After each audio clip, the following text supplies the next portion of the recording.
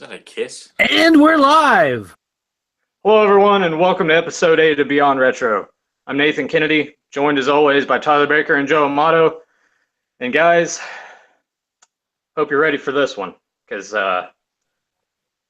this thing is horrible. We're going to be talking about The Wizard today, the 1989 Fred Savage film that, while some people have nostalgia for it, others would call it a 90-minute Nintendo advertisement. Tyler, how's it going?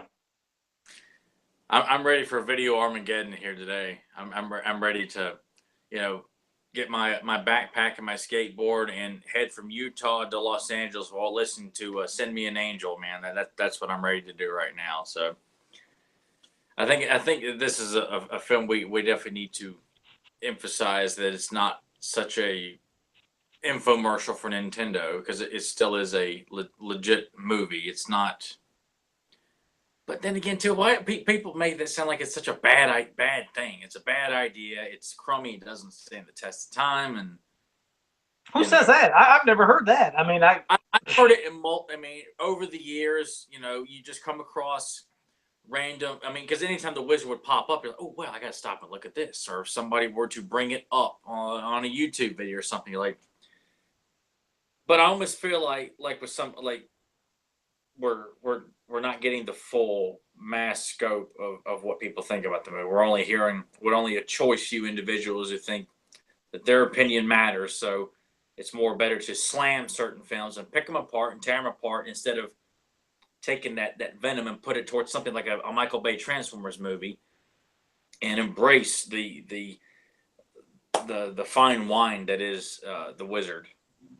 Yeah, well, we're going to get into it. First, I want to say, can I see that Power Glove again? I never had the Power Glove, and I always did want that. So, Nathan, you got to show me that again. Yeah, I never had one of these as a kid.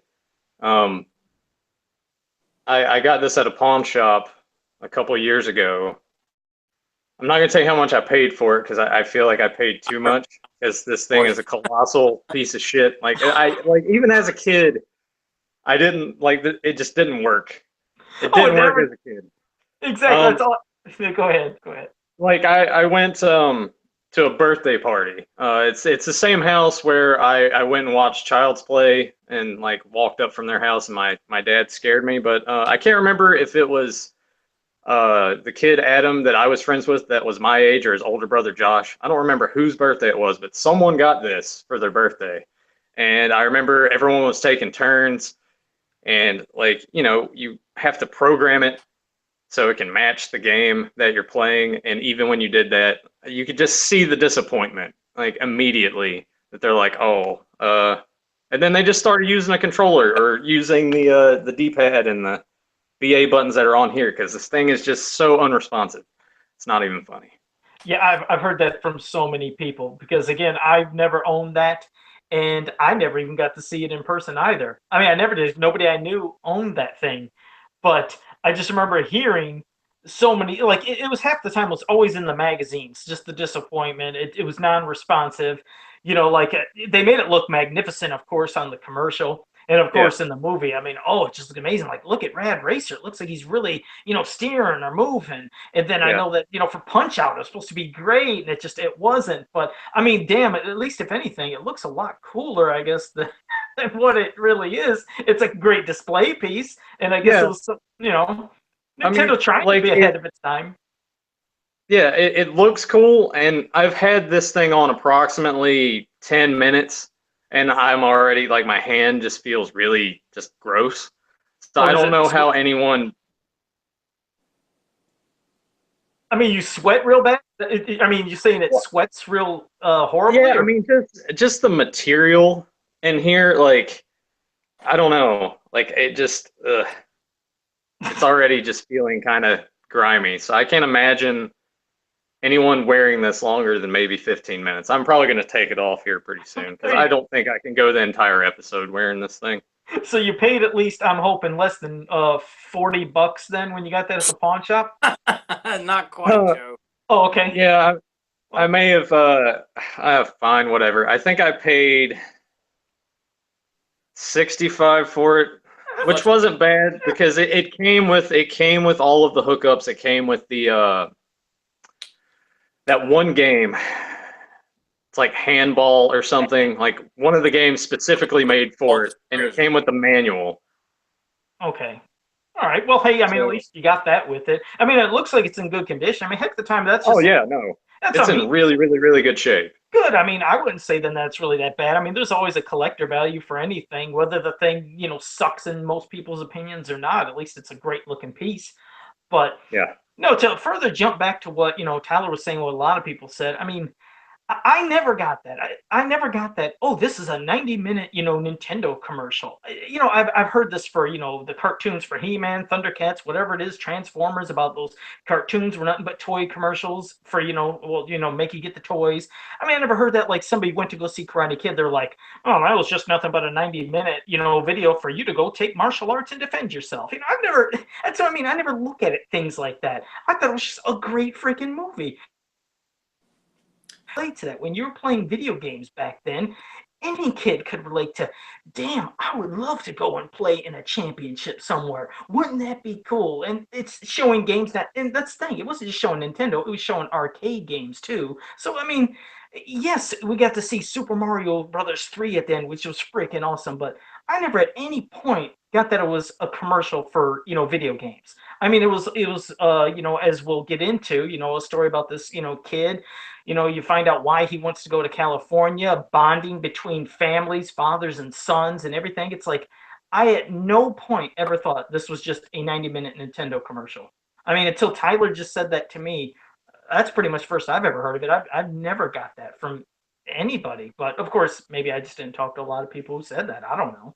Oh, Yeah, I think it's mostly the vibe. I think of those that think that the movie's too cheesy and like they think that the movie sucks or something. So I think that's why people say that about the Wizard. And I guess maybe to a degree, I get that because like you look at the window of when it was released theatrically, like in December, and then a couple months later, Super Mario Brothers 3 like came out in America. So I guess I could see the selling point of if you've heard about Mario 3, like go to the theater, catch that last little bit, you're going to see the first footage in America for Mario 3. Like I get it to that degree, but I same camp. Like I don't think that. I love the film. I loved it as a kid. It was one of those movies that was in heavy rotation for me when I would rent them. And like I put that up there with because I rented Encino Man all the time. Yeah. Three Ninjas. Just that era of films. So I don't know why people say it. I don't know why people don't like the movie. Because I mean, even it's like 90 minutes long, and it's a piece to watch, and it's fun. I just don't understand the hate for it. Yeah, I never got it. What about you, Tyler? Did you get much hate? Too. I'm sorry. Go ahead, Tyler. I didn't mean to cut you off. I think there was a delay, but No, we talked about this. That you were going to let me and Nathan do some more talking this yes, episode. I'll zip my mask. You've been overlapping every single one of us here. All right, Mr. Martin. Sorry. Go ahead. All right. But the movie doesn't get enough credit, for all the solid acting that's in the movie too. You've got a lot of comedy, you've got some serious moments, and you've got incredible actors. You got Fred Savage probably at the height of his childhood stardom before he got too older on the Wonder Years, and the show gets canceled, and the poor guy has trouble finding work after that. But then you got Christian Slater heading into his late 80s, early 90s stardom, and Beau Bridges, brother of Jeff Bridges, in the same film, and of course the comic relief being the gentleman who plays Putnam, the bounty hunter in the movie. His real name escapes me there, but the scenes between him and Beau, I mean, it's almost like you once you kind of see that first throwdown where he starts flattening Beau's tires in the first stop that they go in, and then you expect this constantly. Okay, what's going to happen next when they run into each other? And there's for a movie that's targeted towards children who love Nintendo. There's a lot of language in the movie. The kids talk like kids. The adults talk like adults. Beau Bridges is yelling, "That son of a bitch!" it starts, running them down and throwing shovels and destroying property. And, it's just girls yelling, they touch my breasts and all that stuff. I mean, Oh, that part cracked me up. Yeah.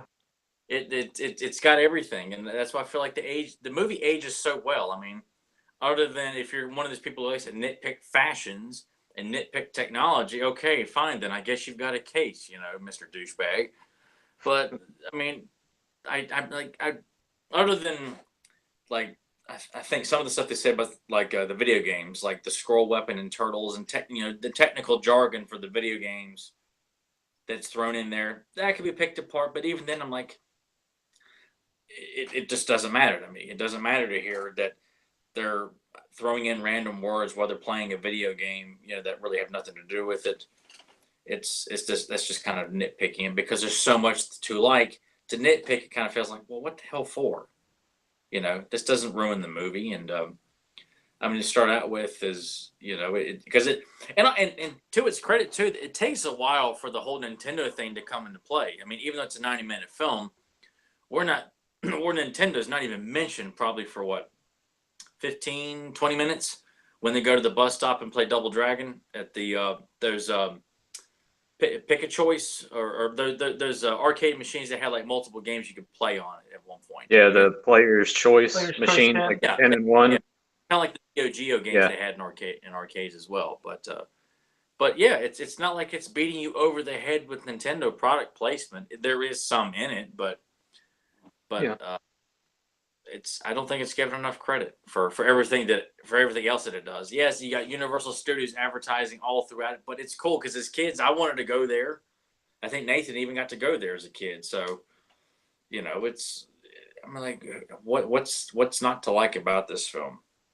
I feel like people are going to pick it apart for, oh, it's cheesy. Well, why is it cheesy? Oh, it was made in '89, and hell, I don't.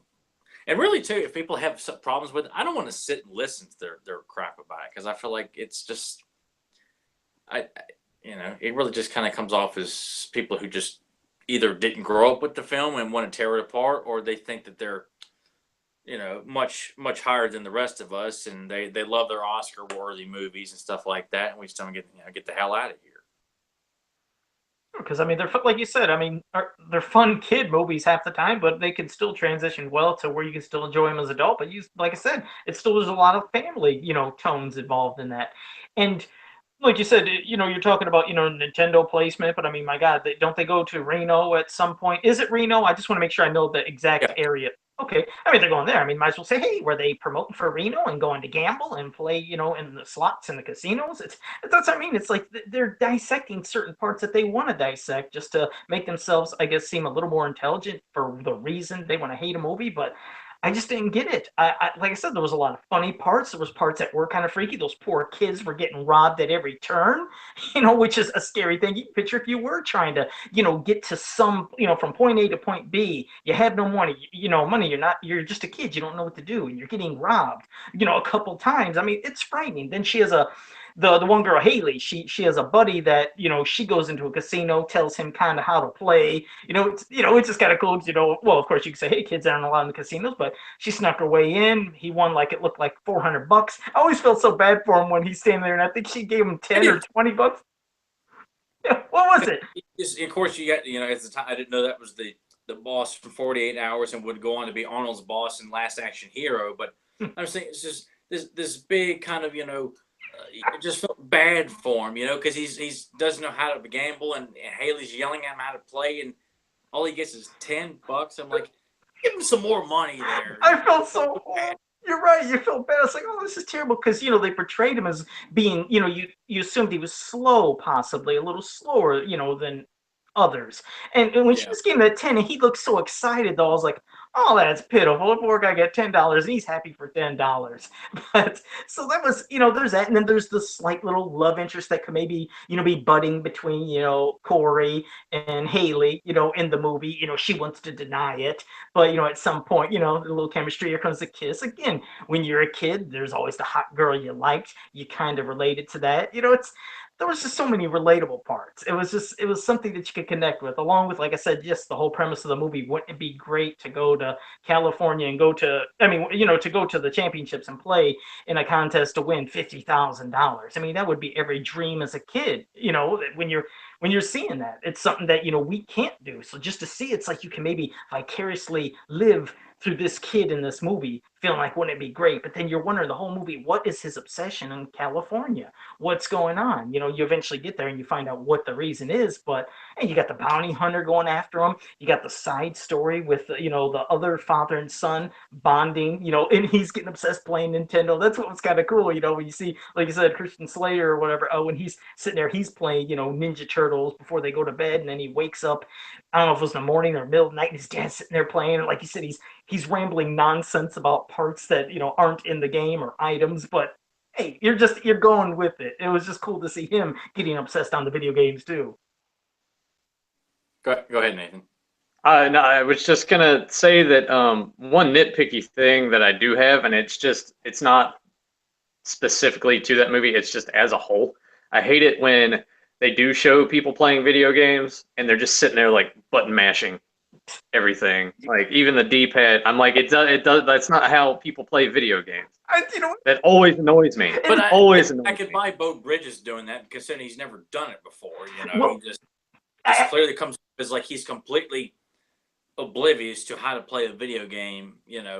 Because he acts like he doesn't know what to do. But it's funny. I see what you're talking about, because not only in that movie, plenty of TV shows and stuff, when they always show like the adults playing and they're slapping like this or they're turning sideways. I'm like, what are you slapping the D button for or hitting it this? What is that doing? That's not doing nothing. Or when they're going like trying to jump or move, I'm like, that's not. Oh my God, I cannot stand watching when they used to have adults, especially playing games and going through all those stupid motions that had nothing to do with the game. But it works from a child's perspective. When we're watching that, you can see that he's the adult. He doesn't know how to play this stuff. Christian Slater, even though he's a young adult, he knows how to play. Fred Savage knows how to play. Hell, Haley knows how to play. The adults, they don't know what they're doing. Us kids, we know what to do. We just kind of look at them like, as if we know more than they do. We have the edge over the adults, when you watch that kind of stuff. I know, but it goes beyond that. I can't believe I'm still wearing this thing. Anyway, it goes beyond the whole, like, from the wizard. Do what? I was gonna say, you at least have to keep it on until we get to our epic Lucas segment. All right, I'll maybe be able to do that. But no, like, I'm not talking about just the wizard, just anything. Like, I think there's a scene in 40-Year-Old Virgin when Paul Rudd and Rogan are playing.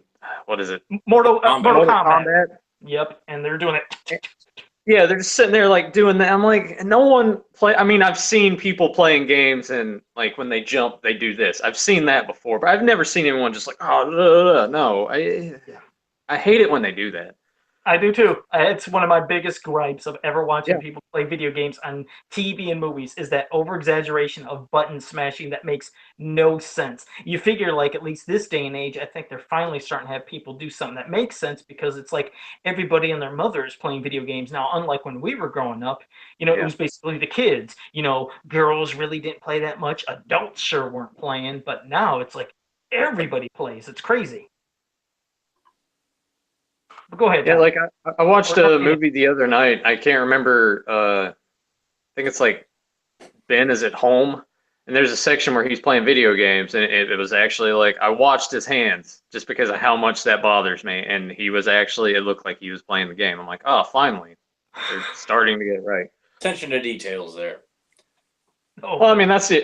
That's really the only like nitpick thing I have about the movie. I love the fact that, like, you guys have already touched on it, but just the adult themes, dealing with grief, especially as a kid, like that's easily relatable, and just the like, I don't know, like he touched my breast, like, I mean, that's kind of dark. You probably wouldn't see anything like that in a movie now.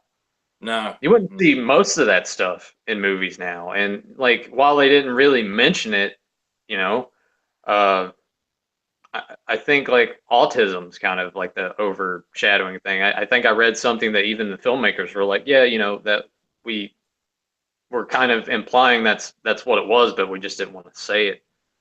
Um, I don't know. It's just so many.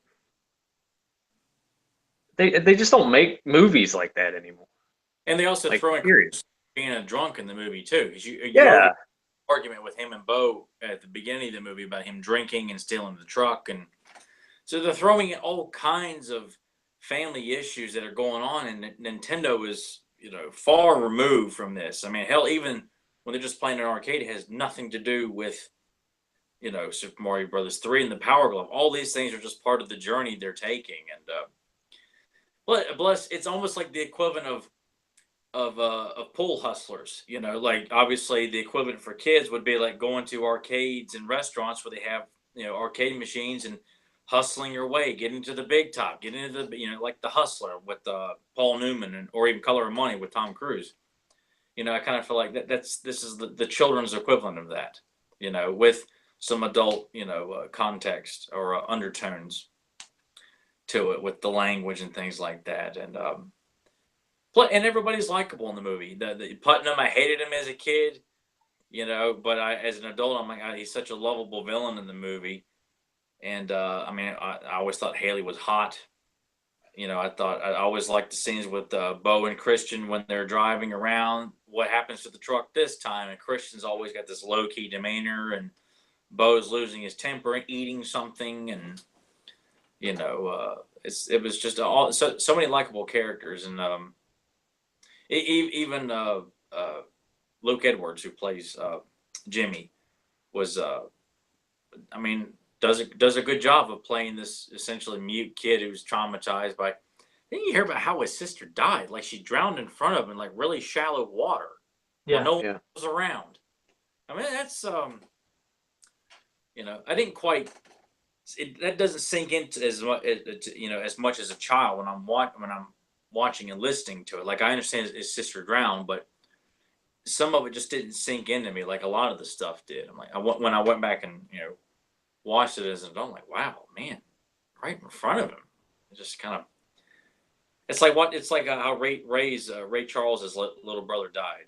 Like drowned in like a little bathtub, right in front of Ray's eyes. It's just some tragic stuff in this movie, man. Yeah, I mean there was quite a bit. And like I said, obviously leading to like separations of family, and you have this family now and this one. So some families could be relating to having stepfathers, stepmothers, a broken home.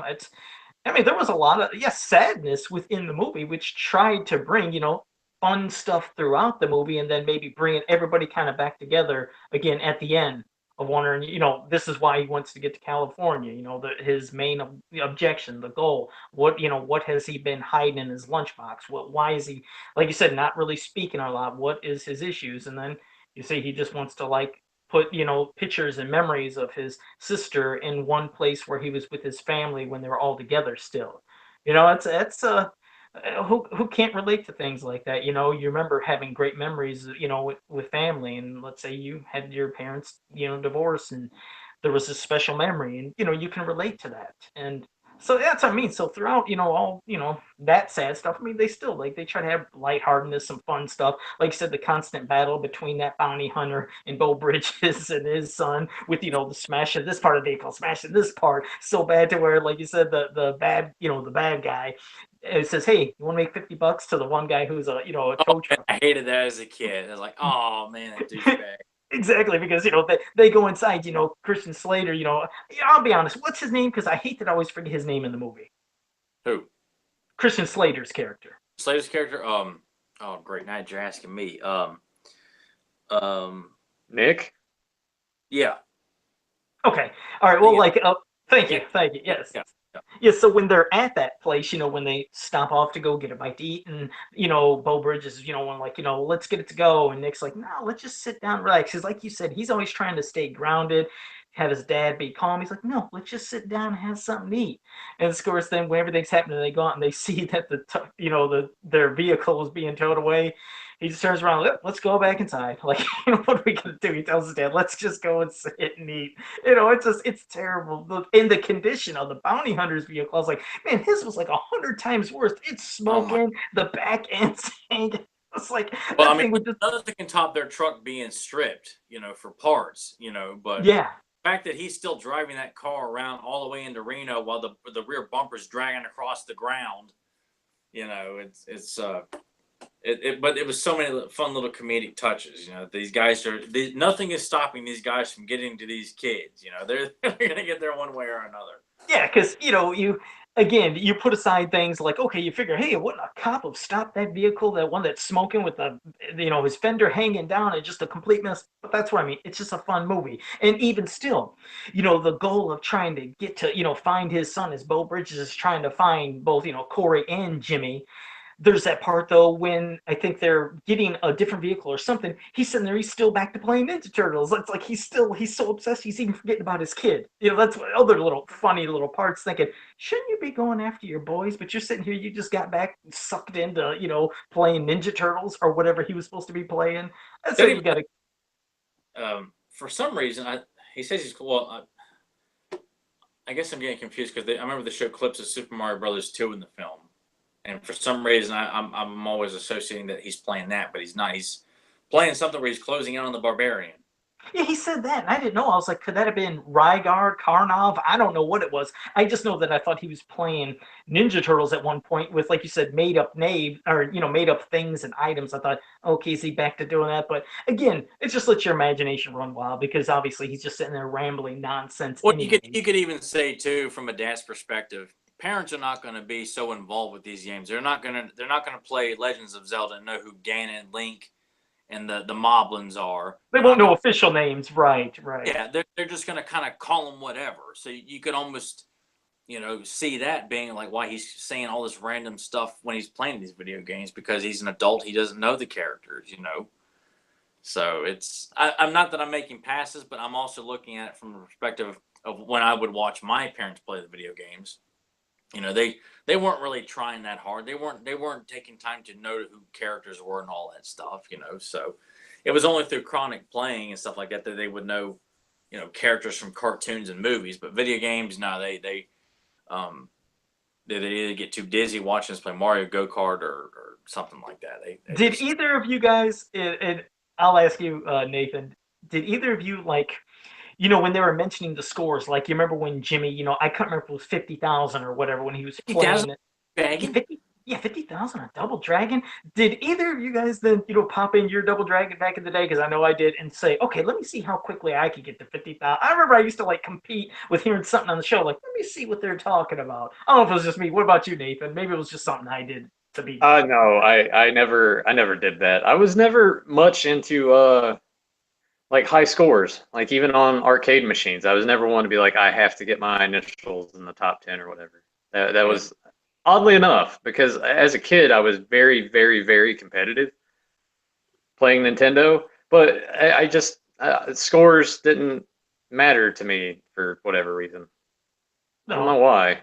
Yeah, I think that was just mine. I was more concerned about, if I'm playing against someone else beside me, beating them. But as far as anything single player, anything arcade like that, no, I never attempted to be like, yeah, I have to be the best at this game. Okay, I was always curious. Because the amount of games they were playing, and that, as you've seen, even in some points, like when they were playing all the games in Reno or wherever it was, where they were playing all the games in the arcades and stuff.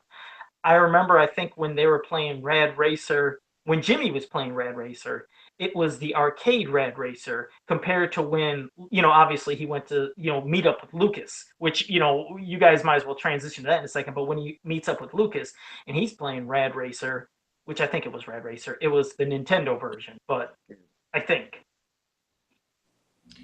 Yeah, now it's time to give one of the coolest, but man, as a child, probably one of the biggest douchebags you could see in a live action film as a child was Lucas Barton, the the guy who knows all 97 games, which I took it as that he owned 97 games. I would take it. Yeah, he said he owned all of them, right?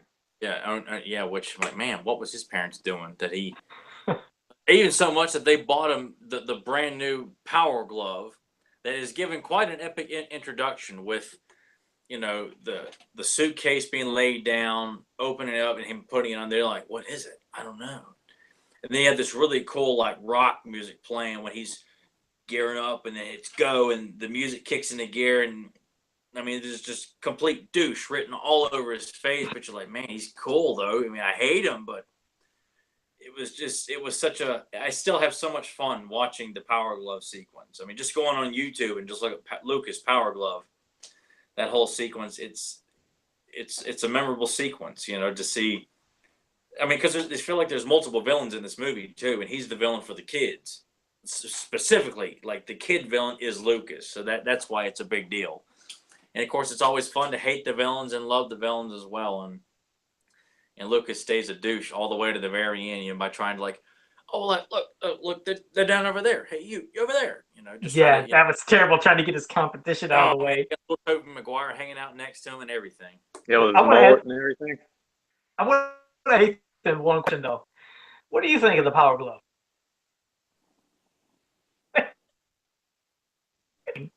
What? Nathan's got to deliver the line. He's got the Power Glove. You know what he's got to say. Yeah, I like you guys like lagged out on me for a second. Yeah, I didn't. Joe was just like, hey, he's gonna say, oh, I did. What the hell are you talking about? Oh, I know. I asked Nathan. I said he's got to. I got to ask him one thing. I was like, what does he think of the Power Glove? Oh yeah. I love the Power Glove. It's so bad, but it's really bad. Like it's fucking great. Terrible. I hate the Power Glove. It's a piece of shit. Yeah. Yeah. No. I can't stress enough how awful this thing is. Like it just. I mean, it's cool that it got portrayed in the movie to look like this awesome thing, which I'm sure helped the sales initially when it came out. But that was the big advertisement for me, though, was seeing in the movie, not so much the commercial, but seeing how Lucas, like you said, seeing that and watching how smoothly he played RADDEST. I'm like, God, that looks like such an awesome thing to have.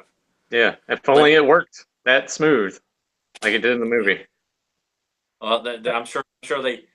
And I noticed too, and of course, since I didn't know anybody that had, Nathan's the first person that I ever knew to own one. I saw in the movie they set up like the device stuff, like the antenna and stuff. You have to like sit on the TV and dangles down and all that stuff. Yeah, everything just seems to set up so perfectly. Like what apparently was a real pain in the ass looks so smooth and effortless, whatever. It's like whatever the word. They tried. But it just looked, I mean, and of course, that's the power of editing and films. They make it look like it's so much more better and easier than how it really was. It kind of makes you wonder, like, you know, when they're shooting the scene with Lucas and he's trying to use it, like, is it working for him? You know, or is he not playing anything? Well, I think what they did with scenes was like, that all the video game stuff was just pre-recorded thing. There's never any part where like they were actually playing the game. Yeah. At least I would hope not, because maybe they realized on set, yeah, this thing doesn't work as well as we want it to, and let's just movie magic. Yeah. To the connectors on the TV, like you think about how TVs were, and the one that sits on the corner is like straight angles. And most TVs back then that I remember, unless it was one of the floor models with like the wood panel around it, like were all rounded edges. Yeah. Yeah, mine was. So, yeah, so I can imagine just the frustration of trying to set that up and it's just constantly wanting to fall over.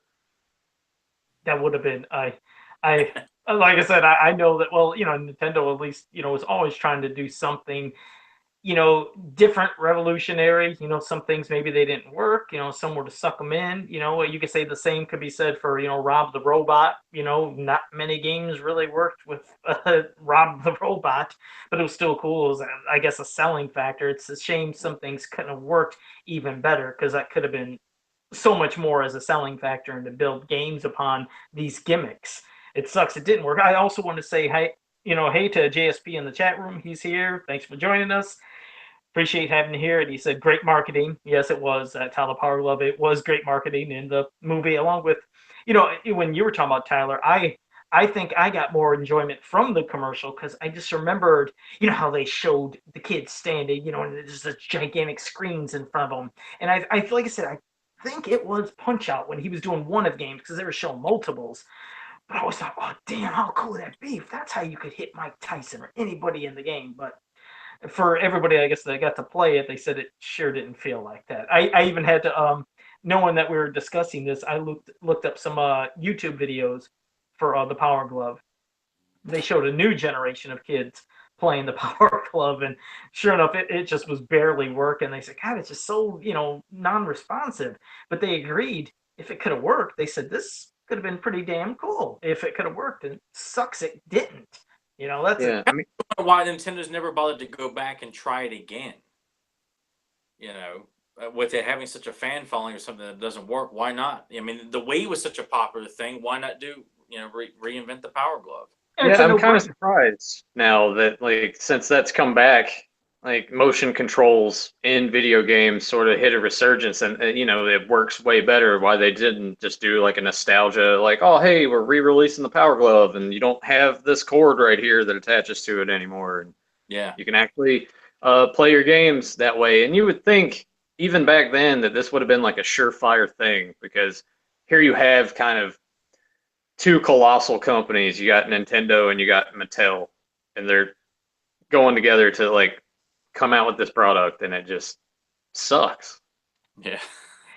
because when you think about the Wii, exactly, you're holding whatever, the one controller this way, the other this way. Make sure you have your wrist strap on, and then you're doing the punching games, and it's being responsive, Yeah. and you're thinking, this is a no-brainer. This is a no-brainer. Bring back the Power Glove or Power Gloves, and then feel like you're really playing with power. It just, at least it would look cooler instead of holding a little controller here and controller here, and it just, yeah, it's a shame. You're right. It's like this would have been the perfect time to do stuff, especially with the way technology is just constantly updating, getting better and better.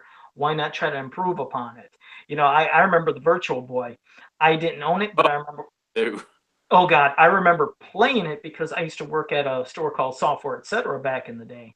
You make it sound like a store called Software as if like we have no idea what the hell a software is. Well, the reason I'm saying this for the newer generation, because half of these kids probably never have seen a Software Etc. They're used to right now whatever GameStop or Babbage's or whatever the hell they call it. Remember, it used to be EB Games, Electronics Boutique, whatever. There's so many changes, but yeah, Software Etc. It was always gloomy.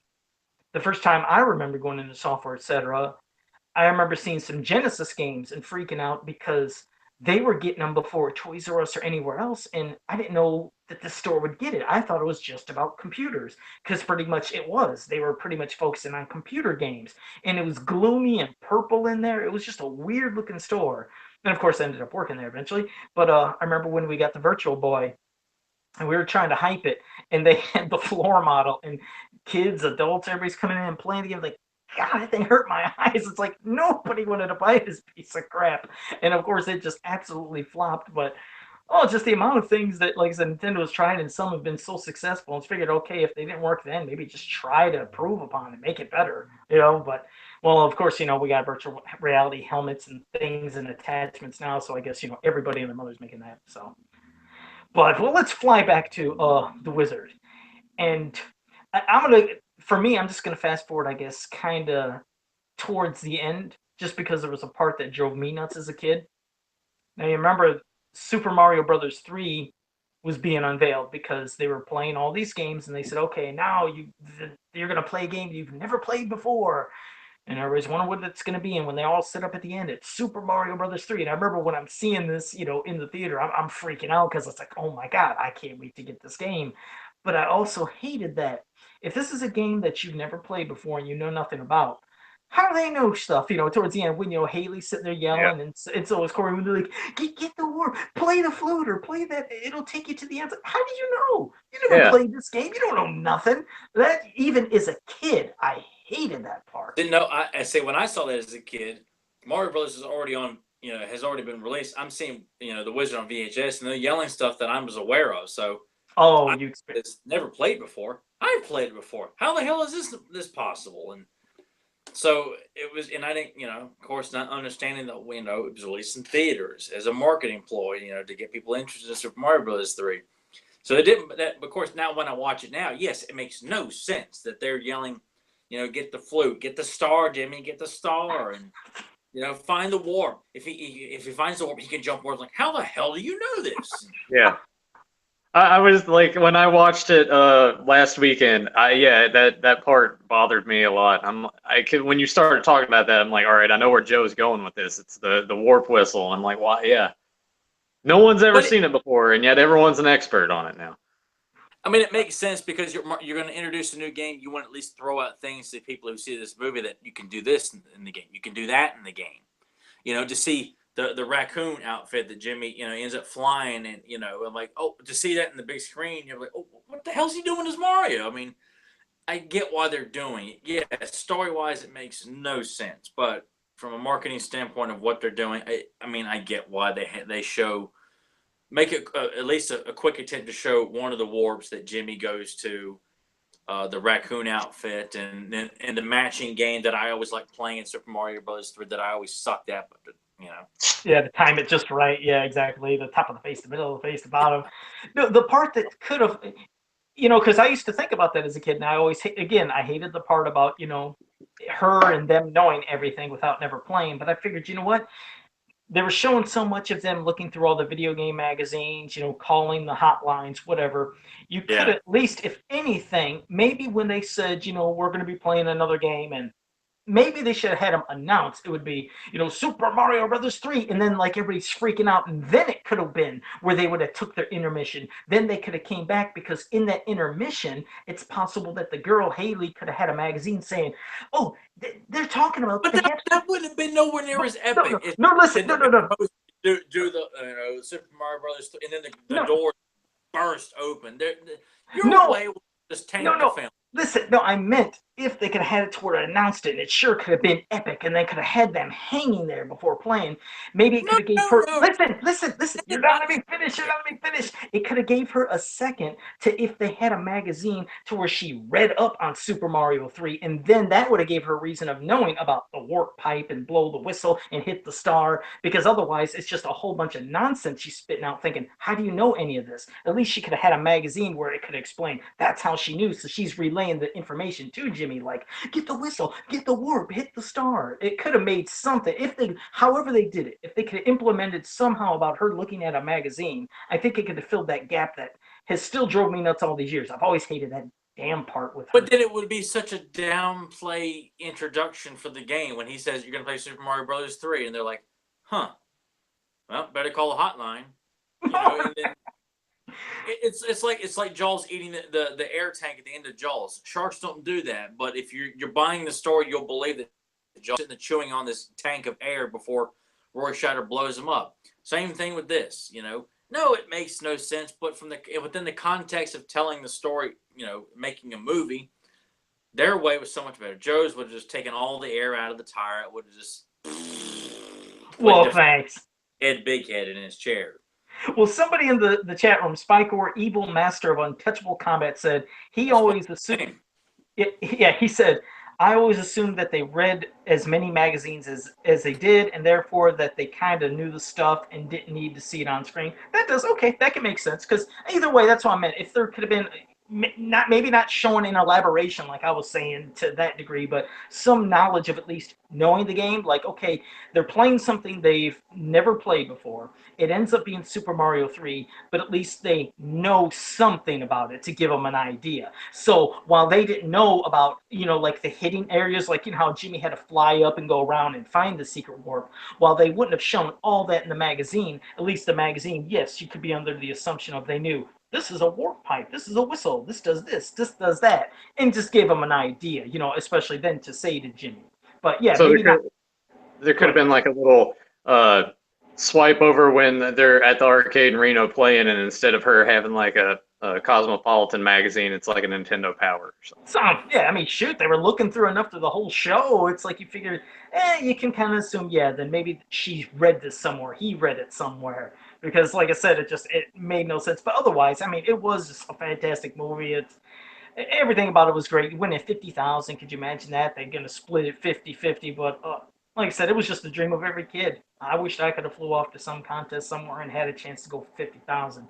Could have had a Well, chance. the journey itself to leave home with your little brother and pick up a hot chick on the way, and you're going to arcades, all from Utah to Los Angeles, hustling money and hustling businessmen and douchebags with redneck douchebags in their pickup truck and other guys who claim to be just as good if not better. And it was just such a fun little journey. Like, oh, that would be awesome to go on and play games and hanging out in Reno. These kids are doing so well that they can afford a room in Reno, hang out by the pool while Jimmy's practicing games all day.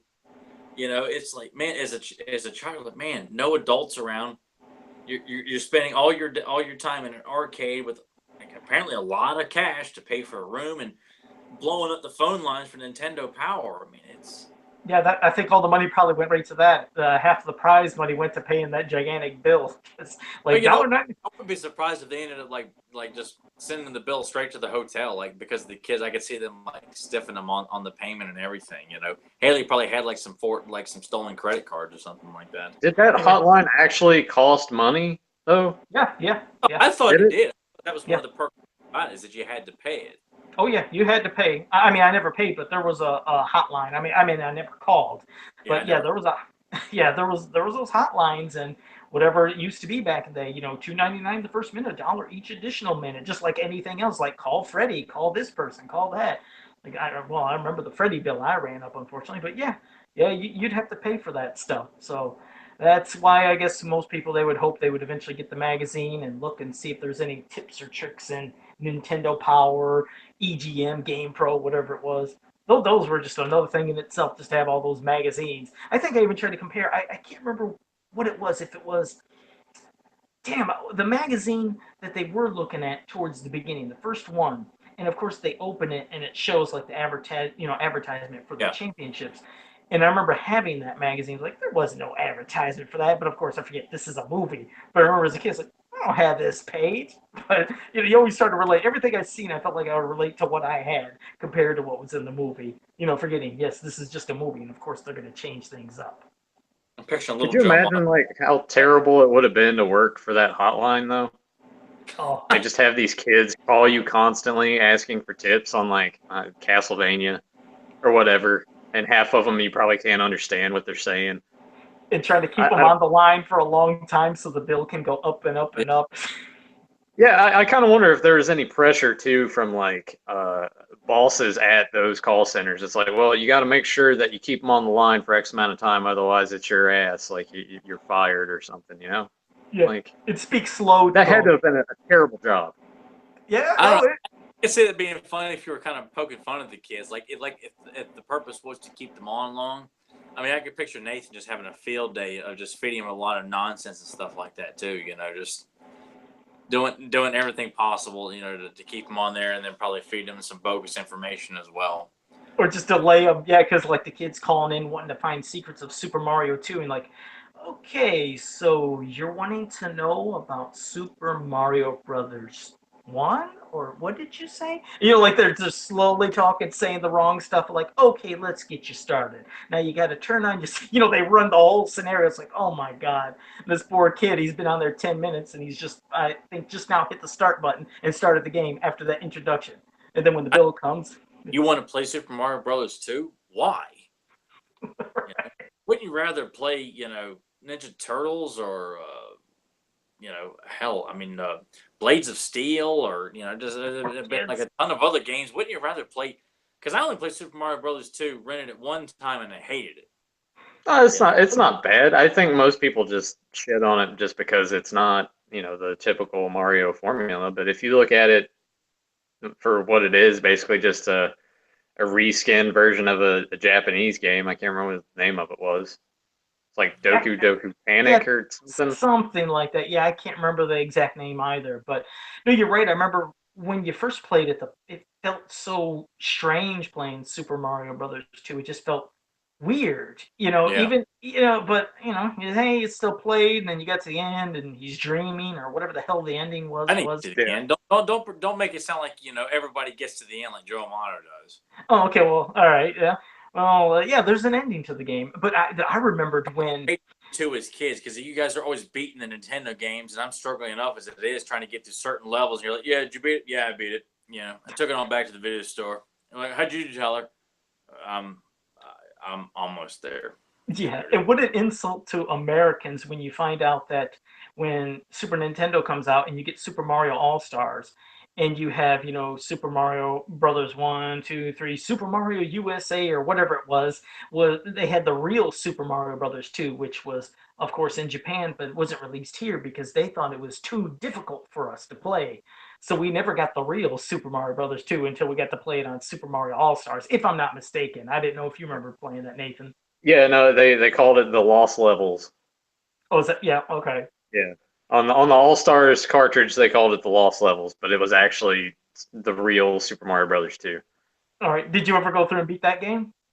I attempted it. I mean, it compared to Mario 1, it is very very difficult. I mean, obviously it can be beaten because I've watched plenty of other people do it, but I didn't get too far in that one. Do you ever remember I remember it used to be like an urban legend we thought as kids at school. Everybody would say, "Did you get to the negative water world in Super Mario Brothers?" And I remember everybody at school was like, "What are they?" There was like a couple kids that used to always talk about this. And we always thought they were insane. We described, like, tell us how to get to this negative world exactly, because you're lying. And the one kid really described it, to a T, how perfect you had to be at this part. I remember coming to it, trying, and the day I actually got to that negative world, I remember freaking out, and it sucked because you couldn't get out. You couldn't get out of it. It was just basically you were there, but you just died. But boy, the days of those crazy secrets and tricks and stuff, that was something else. I don't know. A quick side rant, but I remember the negative world was one of the weirdest things in video games back then. Yeah, like all those glitches and random things because I mean, I remember discovering just the warp zones in the first Mario, like because you wouldn't think that you would be able to bust these blocks and jump over and just run across the level, Yeah. but yeah, I never did the negative zone thing. Like I've seen it, and it's kind of neat. I remember kids being like, "Oh, you can jump over the flagpole," and I was like, "No, idiot." Yeah, there was always the kid that had some story. Like, again, I remember when NBA Jam came home to Genesis and Super Nintendo. Everybody's saying there's a code to be Michael Jordan. You could be Michael Jordan. I was like, no, you can't. Yeah, No, you can't. And then there was Yeah. always. I remember working again. It was when I worked at Software Center, and these kids would come in like, yeah, you can be Michael Jordan. I was like, yeah, you can. How? Like, you got to put in the code, or you got to put in, Carolina, CAR for Carolina, or 23, or whatever nonsense it was. I was like, really? As we got the demo right here. I was like, let's just put it in right there because people can come in and play. But he was like, it's not working. I was like, try again. After about 5 tries, the thing was always, well, it happened at a friend's house. Like, yeah, you can't be Michael Jordan. Electronic Arts had Michael Jordan at the time. Same thing with, like, yeah. there's no, you're not having Michael Jordan. But I did want to say one thing. We were talking about, relating back to the movie in parts, just I guess to get back to the movie. But talking about how Corey's dad, started becoming obsessed playing, the Nintendo games in the middle of the night. It always makes me think of my mom, God rest her soul. She, I remember, got R-Type for the Sega Master System, and she liked playing those shooters along with some of the side scrollers, eventually role playing. But I remember she was playing R-Type, during the day. And one time I fell asleep. I woke up to just hearing sound effects and like, just a couple, like, damn, damn. And I woke up, came downstairs and looked, and she's playing R-Type in the middle of the night. I was like, why are you still playing R-Type? She's like, well, I can't get off this level. It's been eating me up. And just so weird to watch her playing in the middle of the night. It made me think of that father when he was doing it. The same thing, just playing a game you wouldn't expect. It was always so cool when you could see your parents playing a game and I guess getting involved. I guess that's the other connection with me in the movie is, just seeing how there was starting to be a bond between, father and son, and then how me and my mom started getting the games and she was enjoying it. I got her into role playing games. There was a game called Fantasy Star on the Sega Master System, and that was when role-playing games were still kind of somewhat new to people. Sure, you had Miracle Warriors on Master System, you had Dragon Warrior on Nintendo and stuff, and some of the concepts and things were just different. And I remember I had to find this mirror shield. I think it was the mirror shield to beat Medusa, and they told you where to find it. I tell you, I was never so lost playing a game, and my mom never played a role playing, and she hated watching me play Phantasy Star because she thought it looked absolutely stupid. But after 3 weeks of looking for this shield, she finally said, "Joe, they keep telling you on the island to look. Are you looking on the island?" I was like, "Yes, I've walked everywhere on the island." She was like, "But are you hitting the button and then hitting search?" I was like, "I didn't even think about that."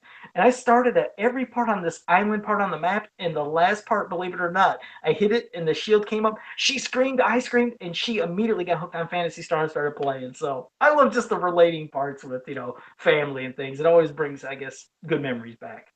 Yeah, like my dad helped me play the Dick Tracy game, and then he just started playing it on his own. Oh, okay. Because you got to go to each of the levels and like find the appropriate clues so you can like interrogate the right way and put someone in jail. And he like loved it. I remember I couldn't figure out how to get out of the vehicle. And he's like, "Oh, you just press select." And I was like, "Oh, well, there that is." And he's like, "Well, watch for the gun over here on top of this building." And I was just like, "Wait, how do you know that?" And he had been playing it without me knowing. That's So great. yeah, I never caught him like in the middle of the night playing it or anything, but just when I would add, like he would throw out those things, I'd be like, "Wait, how'd you know that?" That's great. Did That's when he I found out. did he beat I it would be before like you did? outside playing, and he would be in there playing Dick Tracy. That's awesome. Do you remember if he beat the game before you beat the game, or? Uh, I don't think he ever beat the game. I know I never beat the game Oh, okay. No, because like that game just. I know we're ranting too much about other random video games, but I always hated that it's like, all right, you have to switch to the fists to punch the guys that don't have guns, and then you're allowed to shoot the guys with guns. But if you try to do that with the guys that don't, then you lose part of your life. Yeah. What a that game kind of sucked. never got to play it. I never played Dick Tracy ever. Never got to play that game. I couldn't get out of the damn car. Press select, Tyler. Press select. I'll make sure I do that if I ever come across that piece of shit game. It was so disappointing. I was such a, and I still to this day love the Dick Tracy movie, the toys and everything, and that game was just so disappointing, disheartening, you know. But I'm glad I did not get any further and gave up the way that I did, because when I eventually saw what all goes on in that game, I'm like, hell, I would have, lost my mind trying to find clues and all that other nonsense. But Especially when there's the parts where there's platforming and it wants you to like jump and there's like water underneath and it just you clip through stuff when you thought you should have landed on it. And the mechanics in that game were pretty bad. The music was good though, but I didn't like how it played. have you seen Dick Tracy though, Joe? Oh, I've seen the movie years ago. I've probably seen it when it first came out in theaters, and I have never seen it again. Not What? saying it's bad. No, yeah, not saying because it's bad. It's just I have never watched it again. Yeah. So I wouldn't know any references. If you make references of Dick Tracy and stuff or quotes or anything, I'll be more clueless than when I know a movie and don't know the quote. So yeah. Yeah, because I know Nathan, saw it as a youngster. I saw it as a youngster in theaters, and but that movie has stuck with me for so long. I mean, gosh, hopefully one day we can talk you into revisiting that film to see whether you feel like it holds up or it's okay or if it's great or it's like. I'll have to, yeah, because my fondest memory of Dick Tracy, I think, was from McDonald's. I think they were having a Yeah, game. yeah, the scratch tie-ins where you can win prizes from scratching off like the money bag tickets. The amount of times and things we got from that was just, and always wanting a certain character, never getting it. But yeah, that's my fondest memory. But well, we might as well at least close with thoughts on the movie. Since you're right, we love doing side rants, but that's always fun, anyways. Oh, I But was going to ask you. I told Nathan this before, but this film, The Wizard, was my introduction to one of my top 3 songs of all time, "Send Me an Angel" by Real Life. I have always associated that song and that movie like they come hand in hand. And then eventually Teen Wolf 2, I'd see that and see the same song in it. But I've just always had such a great affinity for that song and the montage and then traveling to that song. And I just adore that song. I absolutely love that song. One of my most favorite songs of all time. And I have the Wizard to thank for that. Oh, wow. Yeah, some movies or some songs at least. I don't know why depressed me. And I remembered when I heard that song, at least for my impression, because I remember hearing it even before the movie. I got depressed. It was like I don't know. So I remember hearing it in the movie, and I was just again feeling depressed. It's strange, but there's always some songs that I don't know that maybe there was something that I was going through at that time or whatever. I don't know, but I always remember being just not too happy when I'd hear that song, and I guess even in that part in the movie.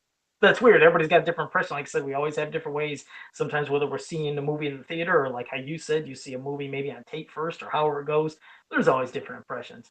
But no, either way, yeah, the movie, like I said, I think it was solid from beginning to end. It had, like I said, funny parts, sad parts, try to have slight little the romantic part, between, Corey and Haley.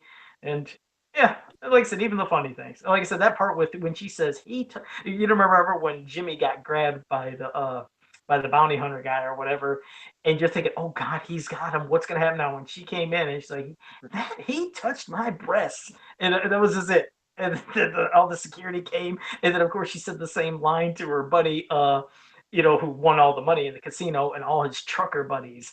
And of Yeah. course, like, yeah, so you touched her breast, huh? And he was like, oh, that face he made, he's all That, beat up. that was an epic moment as a kid to see all four of those truckers pull ready to beat his ass. Yeah, that was funny. I love that part. Of course, and then it made me think when she got the ride from, her buddy, the big trucker guy. I was thinking, why don't you Spanky. just do? Yeah, okay, there, it's Spanky. I was like, why didn't you just do this from the beginning? Why'd you have to go and try here and here and here and all? Why don't you just have him drive you from the start? You could have been there real quick. But that's me doing my filmation type You stuff don't where I you pick apart. completely misunderstand. They needed Spanky to get them the money. Okay, well now they have to practice video games before they go to L.A. So Spanky's a truck driver. He's got stuff he's got to do. Plus, he had to go beat Putnam's ass too. Right. Now that was me doing my little pick apart moment, trying to be Trying to do Quest for He-Man all over again, trying to tear it apart. That's what you're trying exactly to do. fly the wind right over. Exactly. So that's my initial thoughts from the movie to Quest beginning for to end. Yeah. So go ahead, Tyler, Nathan, your I guess final thoughts on the movie then. Go ahead, Tyler. Um, I mean, we could probably spend another whole hour just praising the hell out of this movie. It's a fun movie. We're not saying it's going to change your life, but I also feel like a lot of it, is if you grew up with this film during the days of Nintendo, it should hold a very special place in your heart. But even if you didn't, everything's still good about the movie. You have to understand that this was a time, when there, internet, computers, and all that stuff was, I mean, computers are around, but they're nowhere near what they are today. So the idea of traveling from, state to state, playing arcade games, for a quarter a piece, and it was like, it's like the equivalent of playing pool. Can you go into a bar and someplace in Chicago and hustle people playing pool because you're better? It's the same thing with these arcade games, and it was just it would be a lot of fun to be able to do that as a kid, just traveling and playing video games. It's a wonderful movie, a lot of good acting in it, good music in it. Um, it's a shame that to this day they have not released. I know they've done like screenings for it. I think at the Alamo Draft House, I think, or in various other places with like the director. I think maybe even Fred Savage and Luke Edwards had shown up for it. But there's no special features for this thing. It's a shame that there's no commentary track with the director and the cast. There's no retrospect on the making of the film and including all the adult stuff, and then where do we put it on the Nintendo stuff? It's a film that just is sorely lacking some special features treatment. Yeah, maybe Shout Factory can get a hold of the rights and release something that's because I mean it would be interesting to see what Christian Slater, if they were able to get him, like what he thinks of the Wizard. Because I read something where him and Bo Bridges like weren't into video games at all. Yeah. When they signed on to it, but as they were making the film, they kind of got more and more into video games, sort of like their characters did in the movie. So I thought that was kind of cool. That's cool. That is. No, I didn't know that. That is actually cool. No, but one quick another thing, Tyler, when you were talking about people wondering if the movie holds up, or like going back to watch it and seeing the old time graphics or however it is. I mean, again, I never really look at it like I never did look at it to where I'm seeing like, oh, maybe the graphics are dated, the movie's dated, the concept's dated. I mean, heck, when you think of like even a movie like The Last Starfighter, Well, which I I was gonna love. say very thing. The minute you started saying, I'm thinking the Last Starfighter is an awesome concept Yeah, too. exactly. You picture that. I mean, of course, this guy who's great at playing games, and then it's actually it's a device to find somebody that can maybe beat the whatever the hell ship was. I forgot. Oh damn! Well, there was a way. I'll have to get back to that sometime. But I remember that he finally beat it, defeated, but then it sent out a signal because this was actually a device. There's these machines set across the world, and it's to help to find somebody that can go out in space and then fight these aliens. And how crazy that'd be if you were so good at a game and then you were actually chosen to go into space and become the last starfighter or whatever. It's Yeah, movies I'd have like liked that if I was playing Final Fight. Like the people of Metro City, they needed my help to come and beat, the Mad Gear Gang's ass. That would be awesome. Or playing Turtles. You play the Turtles arcade game, and sure enough, the Turtles show up at your doorstep. Hey, kid, we need you to be the fifth turtle here, guy. And you go down to the sewer, you go into their world and beat some ass and all kinds of stuff and eat pizza and, hit on April. Oh, boy, that'd be awesome. yeah, so shit. So like I said, these things to me, I mean, I think they're timeless. Last Starfighter, The Wizard, any of those kind of movies. I think you could just go back and watch and enjoy. You'd at least hope. I think some people are beyond the being dazzled by special effects things nowadays. You'd think, especially Well, with so many. video game enthusiasts, people who are a lot younger than us, but they have a affinity for Mario and the old school video game characters and things like that. I think they could appreciate, because that's what they're doing. They're playing classic Nintendo games, and I don't see why a younger audience that loves video games couldn't appreciate it. Yeah. And how could you not like Fred Savage? The dude's got so much charisma. He does do a good job in it. He carries the film in all his. He is a leading man. It's a shame that his adult career was nowhere near as solid as his childhood career. Yeah, I like when he leaned in trying to give her that kiss and she just shoved his head right back. I was him. I was like, oh man, he got a kiss from him. Oh man, he's so lucky, dude. Yeah. Always, every time he did a kiss, I always felt like, of course, I'm not expecting a young kid to be slipping the tongue, but I always thought when he kissed Winnie on Wonder Years for the first time, and then this kiss here, I was like, oh, his kiss is so it's like he's just kissing I don't know, the back of somebody's hand, like just putting your lips on a wall. It's like move your all lips. that kiss the 1 year was leading him up for several years of heartache. Because that Winnie Cooper didn't know what the hell she wanted, didn't know what the hell she was doing either, man. That girl broke his heart and busted his balls more times than I want to remember. Dear Poor God, kid. and he had all them other hot chicks on the show like Madeline. Oh man, and all he can do is think about I got to get Winnie Cooper back when she's with another guy, and I just want to flip over this whole stand here. Didn't even get obsessed with like the one teacher where he was like voulez-vous de bear, like please pass the butter. Yeah. That's the episode that I always think about when I think about Madeline. God, she was so hot. I had such a thing for her when I was a kid. Even when I watched it as an adult, I'm like, man, I'd like to get some of that. Exactly. So there we had a side rant again. Do you know Nathan? Do what? Did I watch Wonder Years? Yeah, the one Madeline, the beautiful blonde haired girl that she had hard nipples for Fred Savage in the show. Is that the one that got really pissed at him, like when he was sick? No, he was sick at home in bed. No. No. This or was Winnie pissed at him for that other girl? I remember there was an episode like he's sick at home, and I think maybe Winnie comes over and like starts bouncing on his bed to make him feel worse. But I think it had something to do with another girl. I don't remember. I do remember something like that. No. I do remember something about him being sick, and he's kind of want to be pitied. And I thought she was doing something like making him even more nauseous by shaking the bed. He's like, or whatever. It does sound familiar. Yeah. I can't remember the whole episode, but I do remember. Yeah, he didn't get no pity from Winnie. Do you guys think that maybe the Duffer Brothers took Haley's character from The Wizard and used that as inspiration for Max and Stranger Things? Because I kind of see a lot of similarities there. I could see that, because she's a, she's a tough girl. She can hold her own. She likes video games, of course, but she's Feisty also redhead. Yeah. Yeah, I mean that would be awesome to know that the Duffers like, you know what, we could, I mean, now that would be one hell of a reference because they've referenced, other films in the 2 seasons they've done, but to think they pulled a character from a 1989 film about Nintendo games, that'd be pretty badass. Yeah, I just saw a lot of similarities between the two when I was rewatching The Wizard again. I was like, oh yeah, okay. Yeah, It's you a never shame know. I mean, Haley like flip off anybody in the Wizard though. no.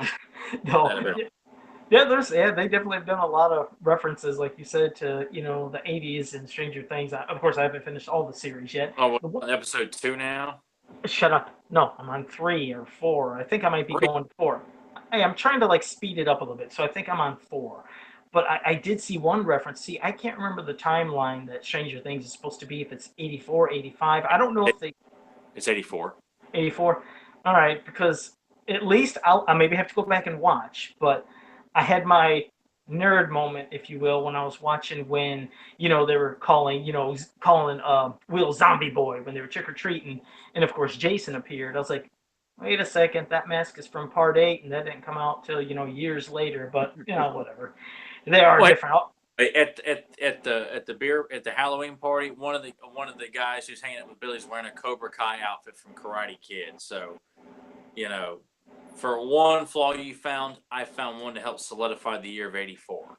Yep, and I found one that just nitpick. Cause see, that's what I mean. Some people might just think, hey, just grab a Jason mask. They're all the same. Nope, each one's different in every movie, and they grabbed one from Part 8, and that was years later. So that's my nitpick to the Duffer Brothers. Love Stranger Things, but you screwed up right there with the mask. So okay, all right, I'm done. I'm no more ranting. I swear I'm done, and we're done with. Scarf around your neck, or loosen up because it's cutting off the air to your brain. Exactly. I'm getting worked up over nothing. That was all the time nonsense. But no, so yeah, it was a great movie. So it was a good conversation. I hope everybody definitely had plenty to say. I didn't mean to rant if I did again because I always want everybody to have plenty of things to But say. we want people to know that if you feel like Joe's talking too much, send all your messages to him. Just tell him to shut the hell up, man. My inbox is going to explode now. At least maybe me, or maybe they'll all send it to you and Nathan and say, Joe does talk a little too much. But all right, well, how'd you want to close her up, Tyler? And any final thoughts from you, Nathan, before we wrap her up? Oh, Nathan left the call. I guess he got all pissed off. He's like, well, exactly. I have no idea what happened. I think the Power Glove somehow summoned something to come after me. Okay, well, I'm watching Tyler talk, and then my phone screen just goes completely black, and I'm like, weird. Okay, here. Working on closing. Oh, go ahead, Joe.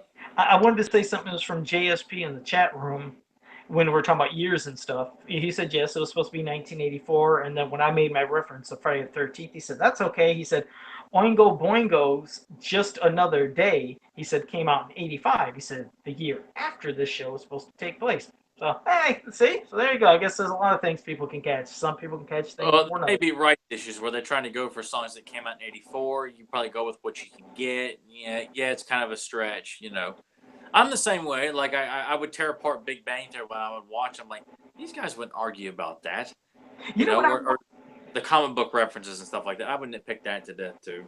Well, I can't wait till I finally do finish up Stranger Things when we get to that conversation because there's so many cool things. Like, I guess they have a Stranger Things Monopoly, but I'm like, man, they need to make and a Ouija board too. They got a Ouija board, but I was like, they need to make like a Stranger Things type of D&D game. It would be like a no-brainer. There's so many cool pieces of merchandise they could do for that damn property, which They're probably working on it. I hope so. I think that'd be great. And hell, I love that they're doing like that like retro art, meaning the art like we were used to that we see on VHS box sets. Hell, give us puzzles with like Stranger Things, to make the Demogorgon or anything. I think that'd be some cool shit if they would do some puzzles you could put together. They do cards with like stickers of like the kids. Anything. God, it's so no-brainer. But that'll be for when I finish it up. Maybe I'll try to wrap it up by next Friday, and then maybe not this Friday, but maybe next Friday we could do something talking about Stranger Things in 2 weeks. I think that'd be cool as hell. Yeah, we could do that. Yeah. All right. Okay. Well, Nathan, final thoughts? Anything else? And to Tyler before we close her up. Wizards just I fun movie. We've all been saying that it's fun, but it really is. It's yeah, it's sort of a product of its time to a degree, just because the graphics, and we're talking about Nintendo and everything. But the humor's great. The adult themes, the subjects that it deals with are super relatable, especially like divorce. Like there's so many kids.